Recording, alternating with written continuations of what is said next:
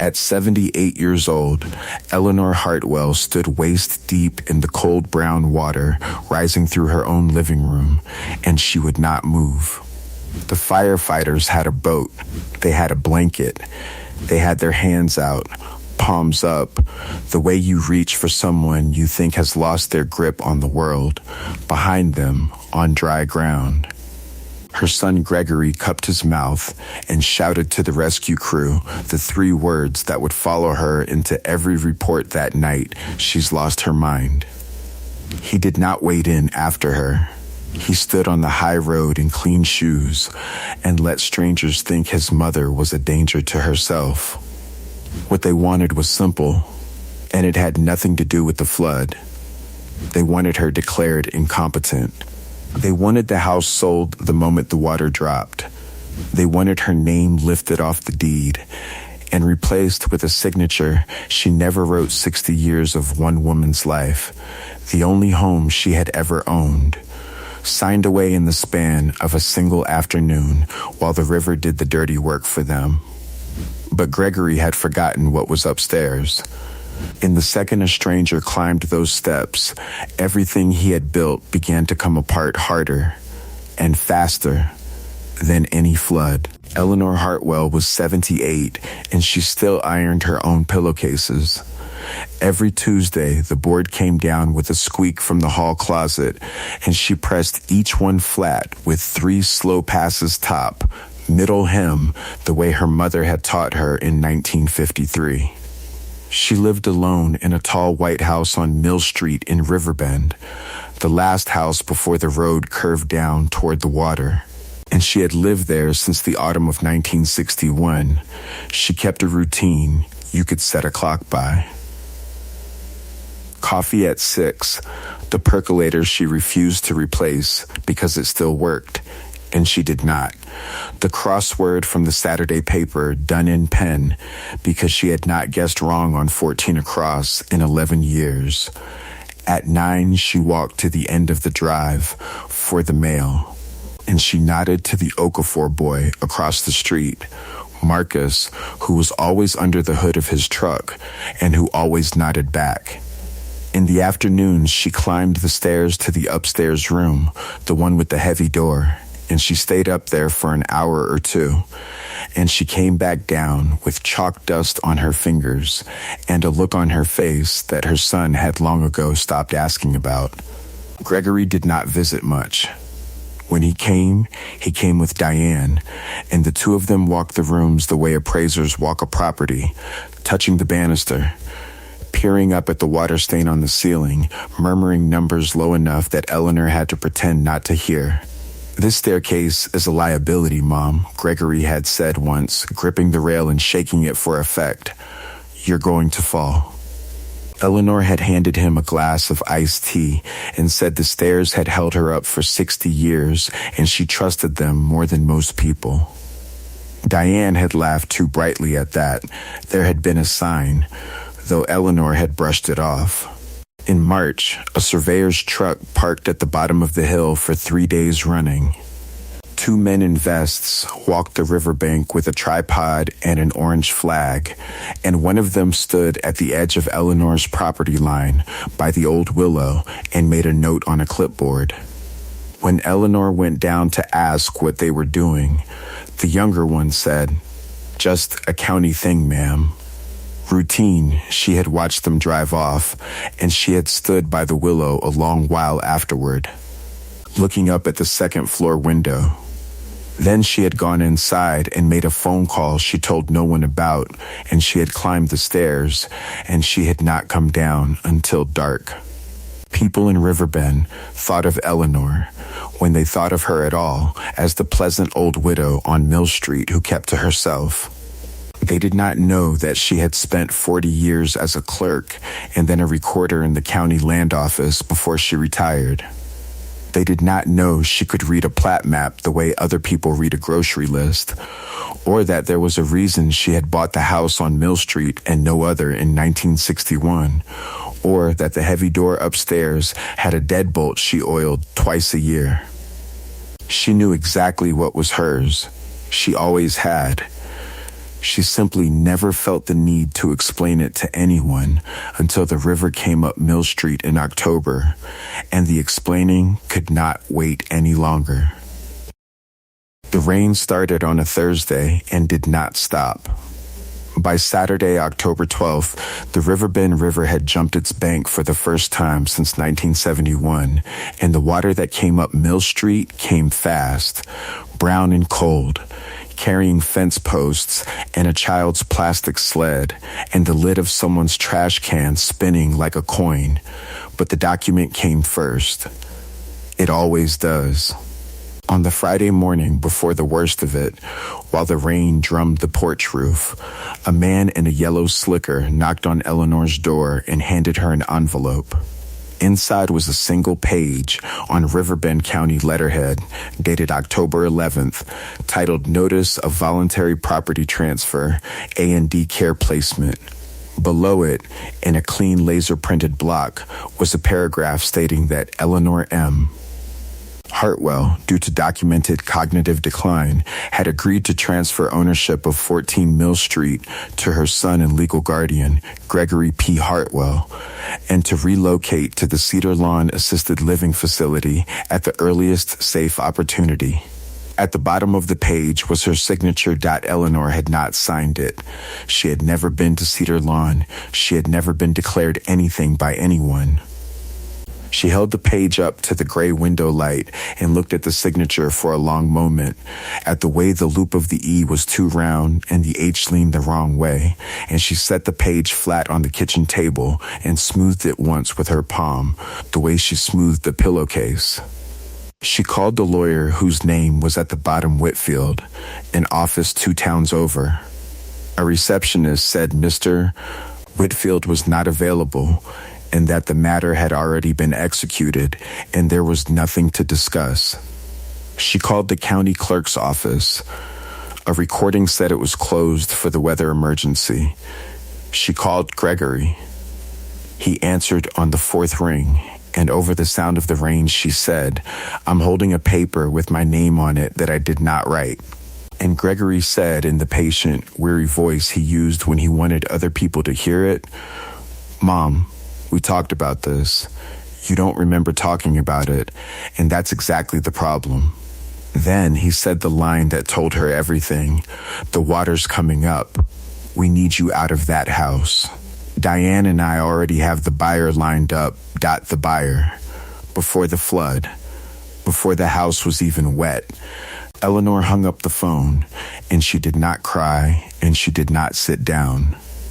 She went to the hall closet, and she took out her late husband's old rubber waders, the ones that came up to her chest, and she stepped into them one leg at a time, balancing against the wall, and she pulled the suspenders over her shoulders. Then she went up the stairs, and she unlocked the heavy door. And she began to work. By Saturday afternoon. The water was at the second porch step, then the first floor windows, then over the sills, pouring in across the kitchen tile in a brown sheet. The fire department's flat-bottom boat came down Mill Street with its motor whining.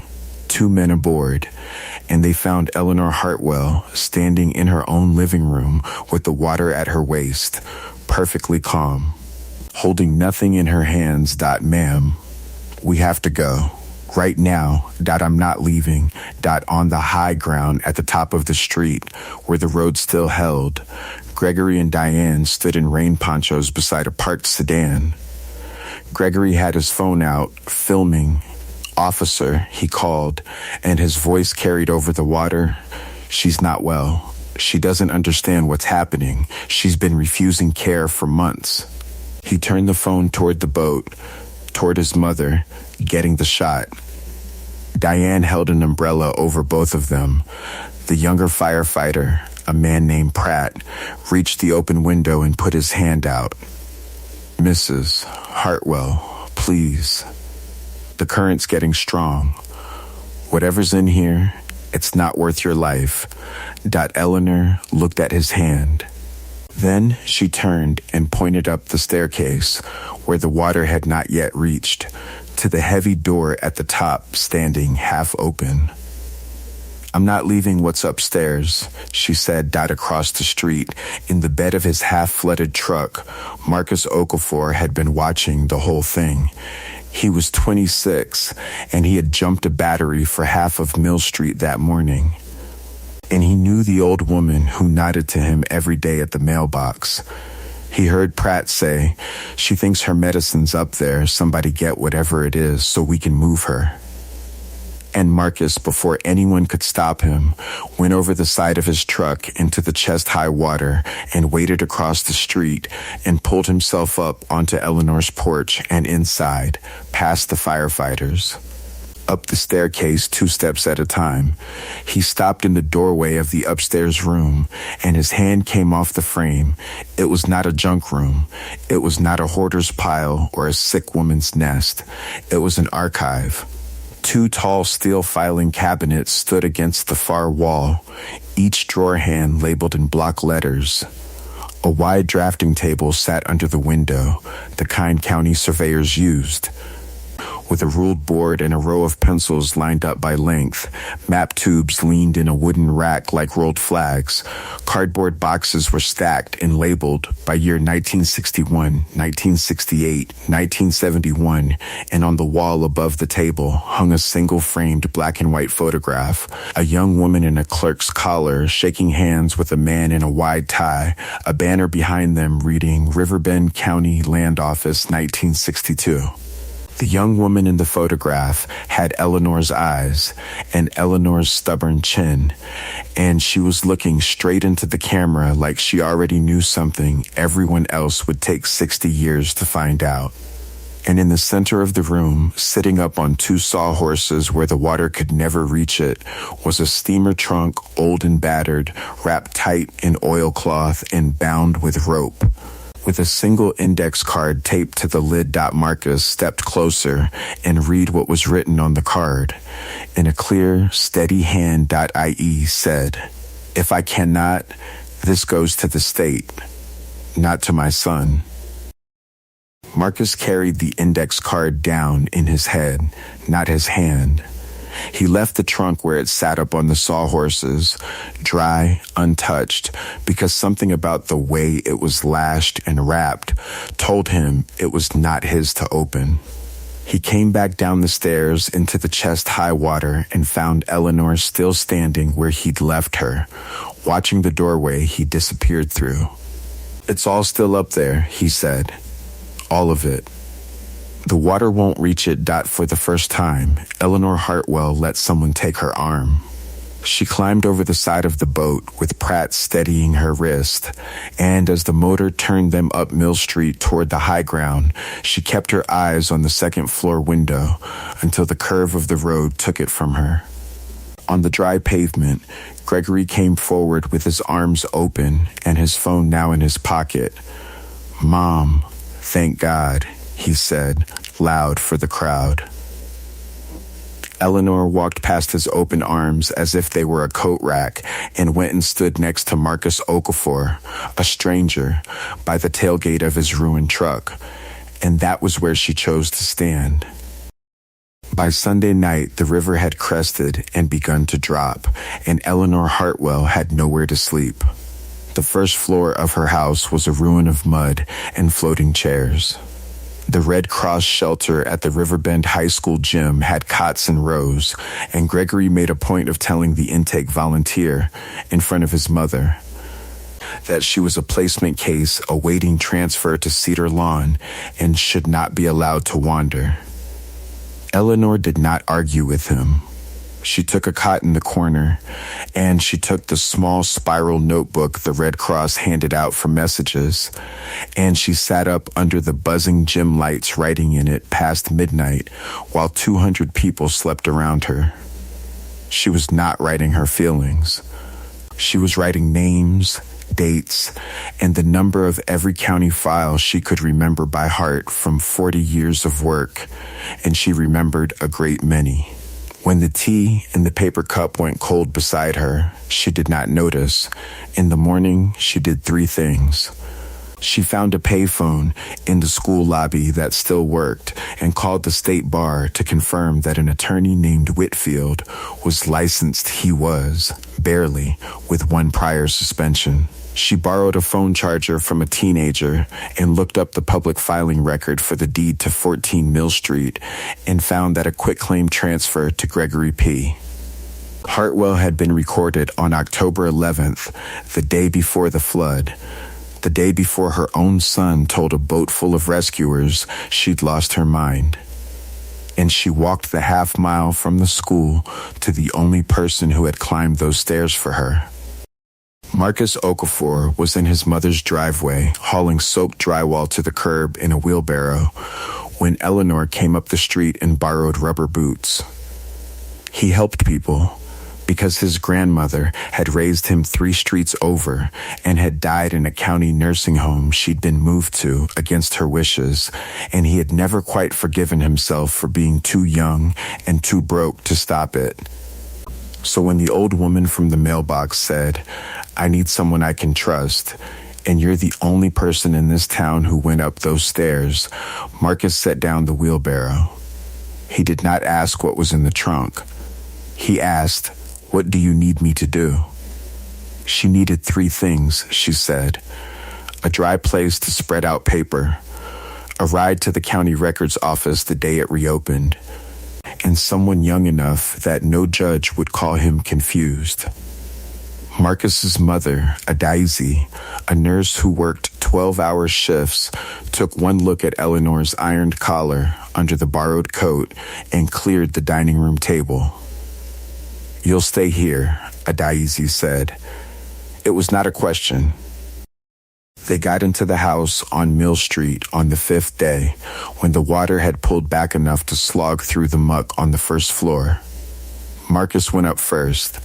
The upstairs room was exactly as it had been: dry, ordered, the trunk on its sawhorses, the photograph straight on the wall.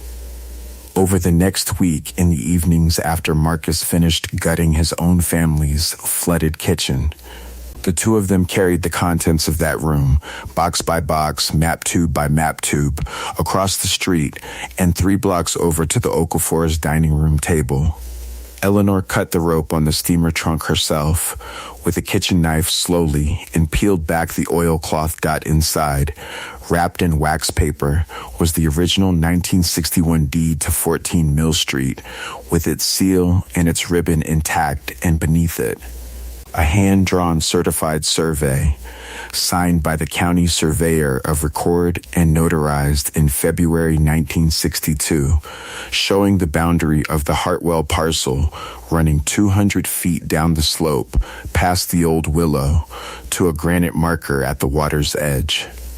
Eleanor laid it flat on the table and smoothed it once with her palm. "They think the riverfront is the county's," she said quietly. "It was never the county's. It's been mine since before any of them were born. Word got around Riverbend, the way it does, but it got around wrong." The story in the diner was that the Hartwell woman had finally cracked that her own son was trying to get her the care she needed, and she'd holed up across the street with the Okafors and a treasure trunk full of old papers. Men laughed about it over coffee. A woman at the pharmacy told Adaizi, kindly, that it was a shame watching the old lady chase ghosts. Marcus heard a guy at the hardware store call his new house guest the crazy paper lady. He bought his lumber and said nothing and drove home with his jaw tight.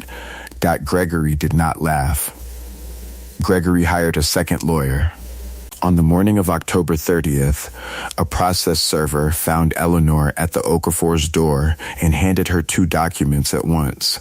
The first was a petition for emergency guardianship filed in county probate court, asking a judge to declare Eleanor M. Hartwell incapacitated and to name Gregory her permanent guardian, with a hearing set for November 14th. The second was worse.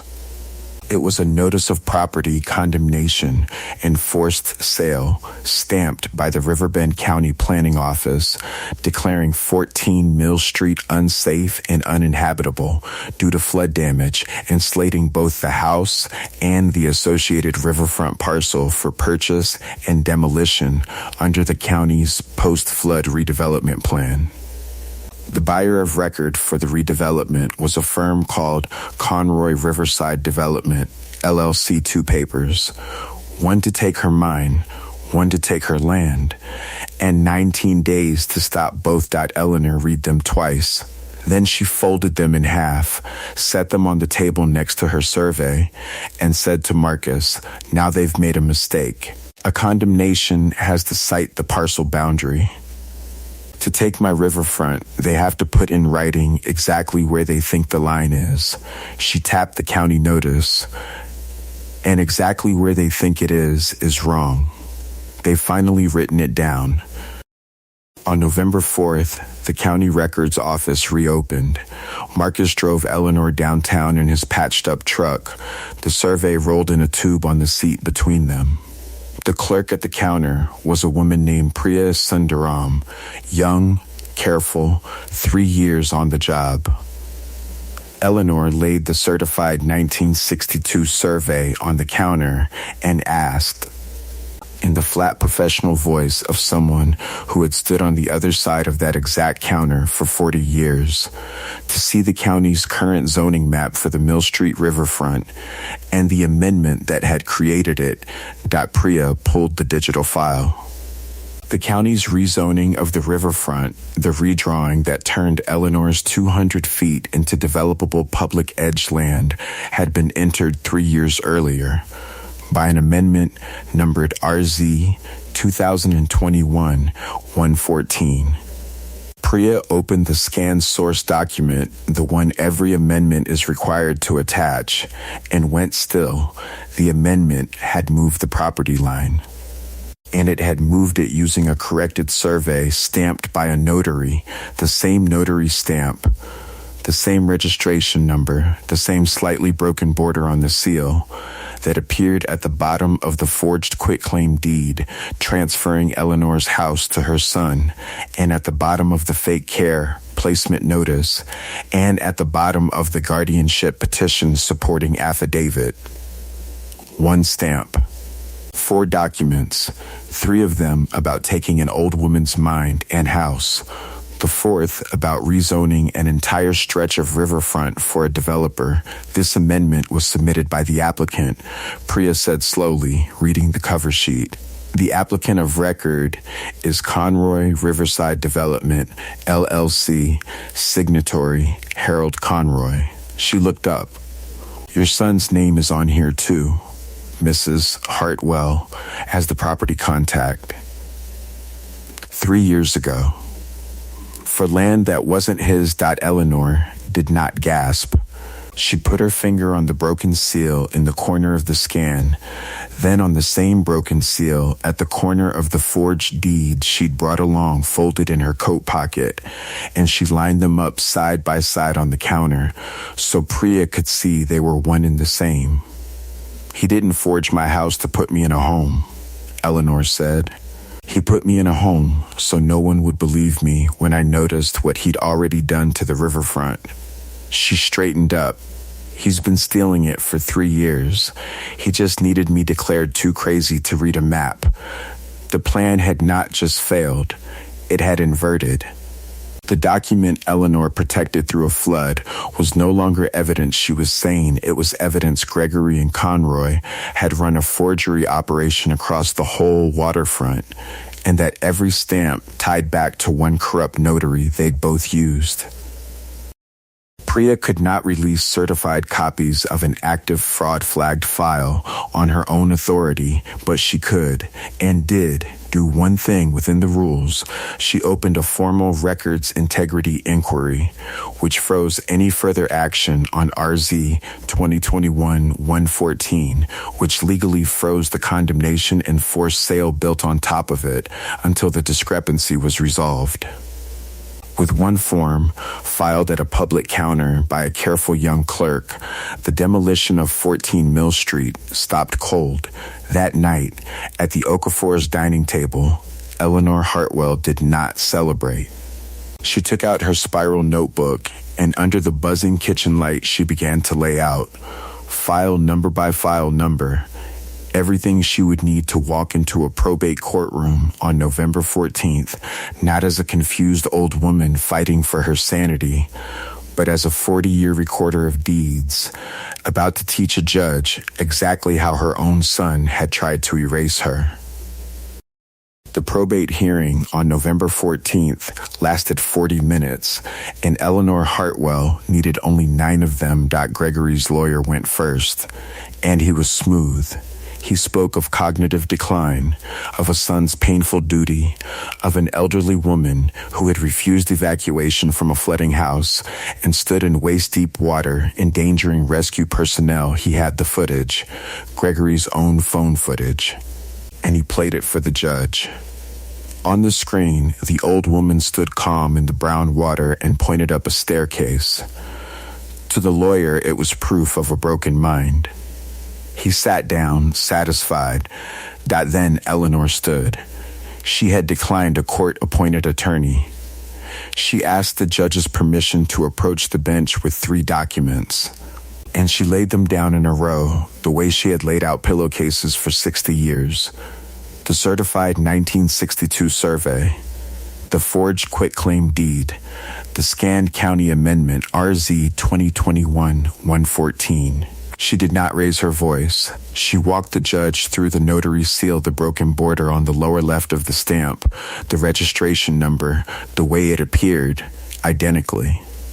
On a document her son claimed she had signed, and on a rezoning her son's business partner had filed 3 years before anyone said she was ill. "Your Honor," she said, "I worked the other side of the county recorder's counter for 40 years. A person who cannot read a plat map could not have found this. I found this. That is my evidence of capacity." She sat down. The judge, a woman named Ortiz, asked Gregory's lawyer one question, whether his client could explain why his name appeared as the property contact on a riverfront rezoning filed 3 years before the alleged transfer. The lawyer asked for a recess. Judge Ortiz instead denied the guardianship petition outright, ordered the forged transfer referred to the district attorney, and noted for the record that Mrs. Hartwell had presented her own case with, in the judge's words, more clarity than most of the attorneys in this building. Gregory did not look at his mother when the gavel came down. Diane already had her coat on. Word travels twice as fast when it has to correct itself. By the end of that week, the men in the diner who had called her the crazy paper lady were telling a different story over the same coffee that the old Hartwell woman had walked into probate court alone and caught her own son in a forgery, that she'd been right about the riverfront the whole time, that the developer Conroy was under investigation. The woman at the pharmacy who had pitied a Daisy now asked her, hushed and eager, whether it was true. Marcus, hauling lumber out of his truck on Mill Street, was stopped 4 times in one afternoon by neighbors who wanted to know how they could help, and help came. The first floor of 14 Mill Street was still mud and ruin, the drywall swollen and black with mold, the kitchen tile lifting in sheets. But on a cold Saturday in late November, 11 people from Riverbend showed up on the front lawn with crowbars and wheelbarrows and a borrowed dumpster, and they gutted the ground floor down to the studs in a single weekend. Pratt, the young firefighter who had reached through her window, came on his day off. Priya Sundaram came with her father and 2 pairs of work gloves. Eleanor did not sit and watch. She was on the porch with a clipboard, directing where the salvageable beams went, and at noon she ironed nothing and instead poured coffee from 2 percolators into a long row of paper cups, and the house on Mill Street filled, for the first time in years, with the noise of many people. Through it all, The trunk stayed where it had always been upstairs, dry, on its sawhorses. But Eleanor had begun to understand it differently now. It was not just her deed and her survey. It was the boxes labeled 1961 and 1968 and 1971. It was the map tubes, the drafting table, the photograph on the wall. For 40 years, she had quietly carried home copies of the records.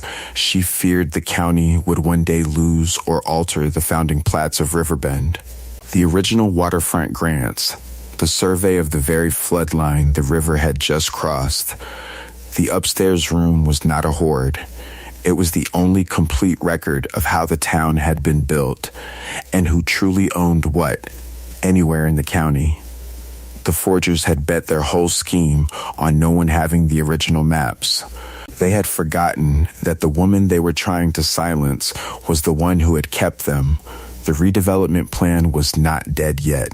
Conroy Riverside Development still had a signed county contract, and Harold Conroy still had money and lawyers, and the Records Integrity Inquiry, while it had frozen the demolition, had not yet undone the rezoning on paper. There would have to be a public county commission meeting. The fraud would have to be shown not just to a clerk and a judge, but to the whole town and the people who had quietly signed off on it. Eleanor knew this.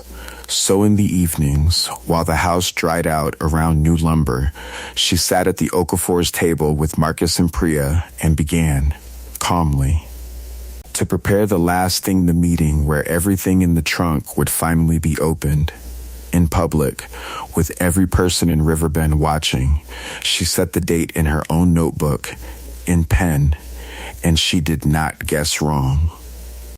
The Riverbend County Commission met on the second Tuesday of December in the old courthouse chamber, and the room was full for the first time in living memory. Word had done its work. People stood along the back wall. Marcus had carried the steamer trunk in himself and set it on a folding table at the front, still wrapped in its oilcloth. And the sight of it had quieted the room before anyone said a word. Harold Conroy was there in a charcoal suit, 2 lawyers beside him. The picture of a man certain the meeting was a formality. Gregory sat 3 rows back, alone. Diane had not come. The redevelopment item was called. Conroy's lawyer began to recite the public benefits of the riverfront plan. Eleanor Hartwell rose from the second row, asked the chair for the citizens 3 minutes she was owed, and walked to the front table where the trunk sat. She did not give a speech. She opened the trunk.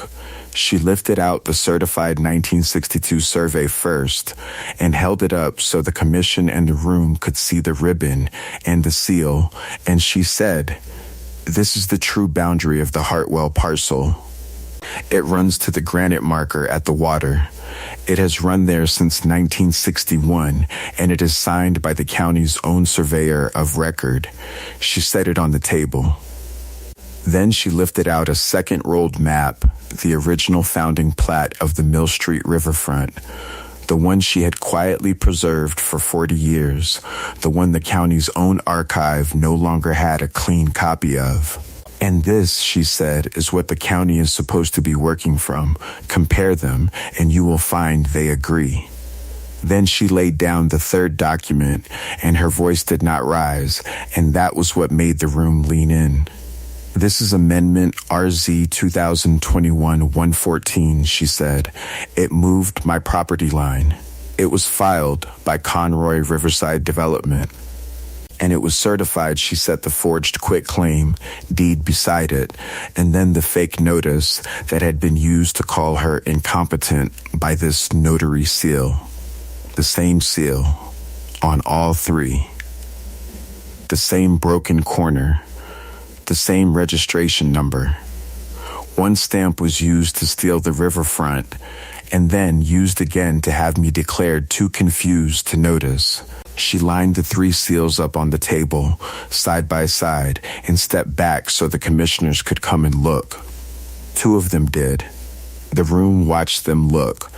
Priya Sundaram stood from the public seats and confirmed, on the record, that the Records Integrity Inquiry had verified the notary registration was suspended in 2020, meaning every document bearing that stamp after 2020 was void, including the rezoning, including the deed transfer, including the affidavit of incapacity.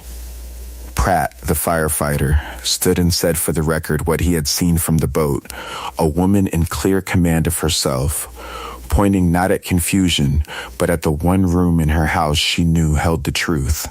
Harold Conroy's lawyer rose to object and found there was nothing to object to. The seal was the seal. The maps agreed with each other and disagreed with him.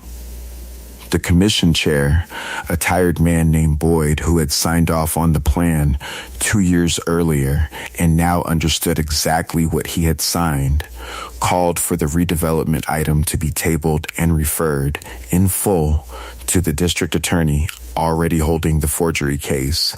Conroy left through the side door before the vote finished, his 2 lawyers hurrying after him. He did not get the riverfront. He got a subpoena.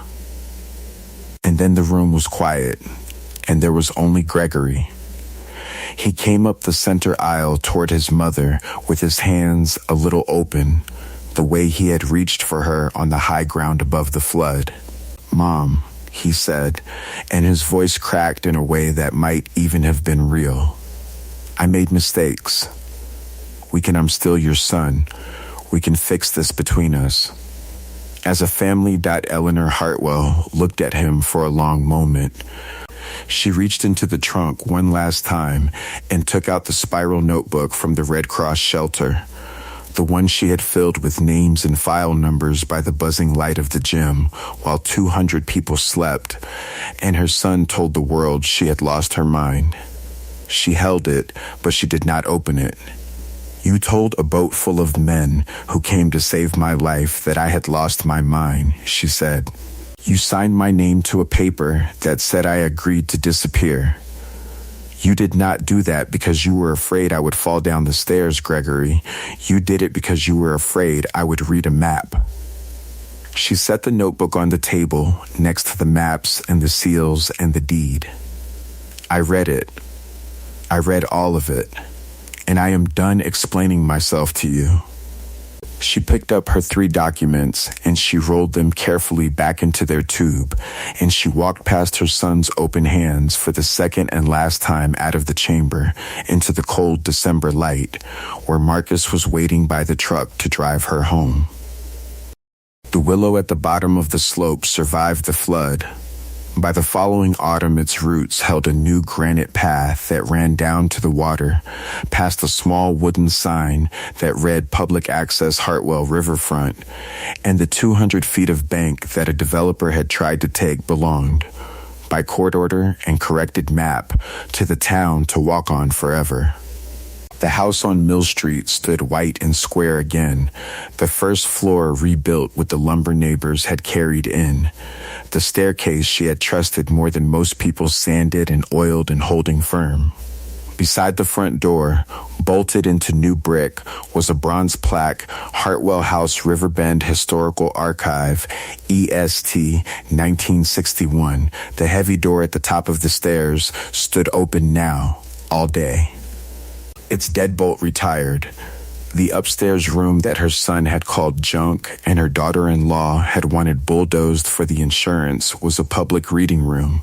The filing cabinets and map tubes and the drafting table all kept exactly where Eleanor had guarded them, and behind a pane of museum glass on the wall sat the original 1961 deed and the hand-drawn 1962 survey side by side.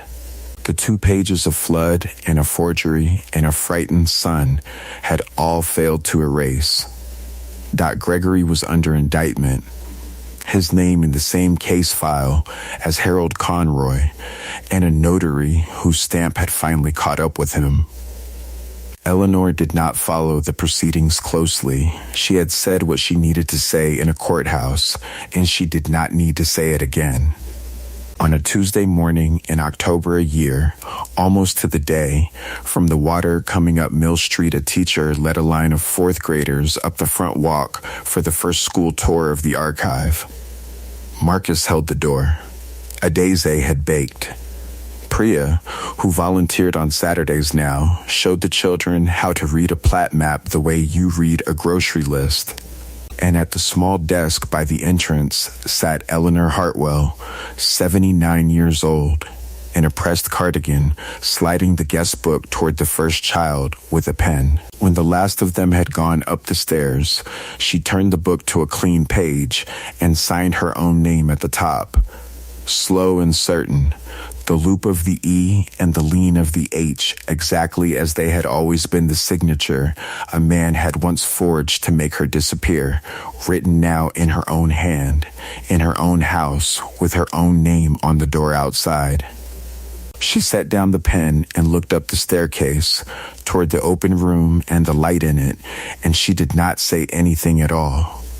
The plaque outside had already said everything.